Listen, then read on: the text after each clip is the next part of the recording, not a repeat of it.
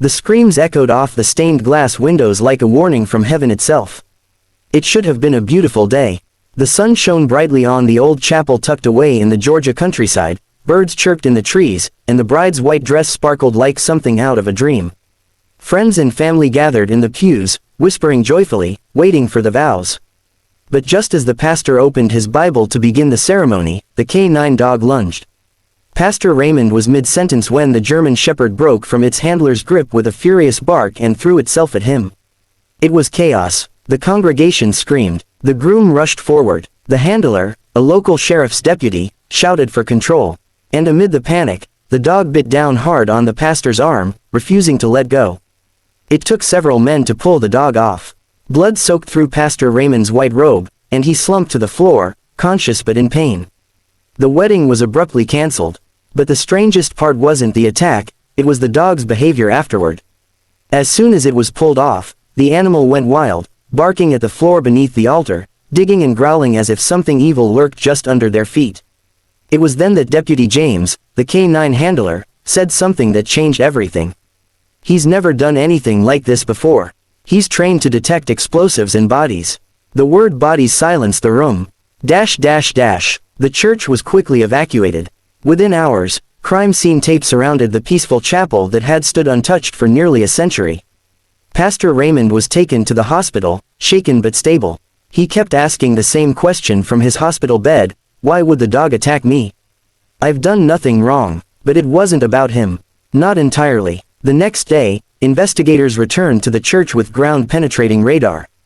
As the device passed over the altar, it started beeping. Officers dug. First, they uncovered an old wooden hatch, rusted, rotting, and hidden beneath layers of dust and forgotten carpet. It hadn't been opened in decades. What they found beneath would change the entire town forever. A secret cellar stretched beneath the church, narrow and damp, with stone walls and rotting shelves. And on those shelves were jars. Hundreds of them, each labeled with a name and a date. Each filled with preserved items, bones, hair, teeth, human remains. But that wasn't all. They also found journals, handwritten, cryptic, and disturbing.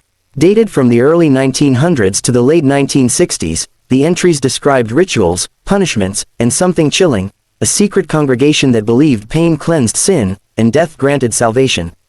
The journals were signed by previous pastors, men the community had once revered. The most recent entry was dated June 1968. After that, silence. The town was rocked by the revelations. People questioned everything. The church had long been a symbol of unity, of weddings, baptisms, and blessings. But now it had become a crime scene, its history tainted by horrors no one had imagined. And then the most heart-wrenching moment of all came when an elderly woman named Mavis stepped forward. Mavis was 89. She had attended the church since she was a child. Her hands trembled as she approached the police station, carrying a yellowed envelope she'd kept hidden for over 60 years. Inside was a letter from her younger sister, Mary, who had disappeared in 1968, the same year as the last journal entry.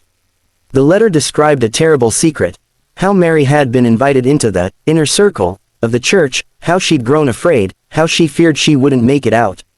She never did. Tests confirmed what Mavis feared. Mary's remains were among those found under the church.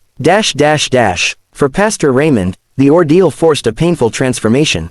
Released from the hospital, he stood before reporters, tears in his eyes, and addressed the town. I came to this church to serve God and to love people. I did not know the darkness that lay hidden here. But I believe it was brought to light for a reason. Evil lives in silence and shame. But truth sets us free. He asked the congregation not to tear the church down, but to rebuild it, literally and spiritually. We must not forget, he said. But we must redeem this place. Make it holy again. Not by pretending nothing happened, but by confronting it, healing from it, and choosing love over fear. The months that followed were filled with mourning, but also hope. Volunteers came in from surrounding towns to help renovate the church. The cellar was sealed, but not erased. A memorial was built in the courtyard, a stone angel surrounded by the names of those who had been found beneath. Families were given closure, and the community, once splintered by shock, began to unite through truth. Deputy James and his canine, Hunter, became local heroes. The dog who had attacked the pastor wasn't punished, he was honored. He had revealed what no one else could have known. And in a poetic twist, the first wedding held in the rebuilt church was Pastor Raymond's own. He married his longtime partner, Claire, before a full house of grateful, tearful guests. And standing proudly in the front row was Hunter, tail wagging, eyes watchful. The story reminds us, sometimes the truth is buried deep beneath the places we trust the most. But when it rises, through courage, through pain, through the bark of a single dog, it has the power to heal even the darkest wounds. We don't have to be defined by our past. But we do have to face it. Only then can we write a better future.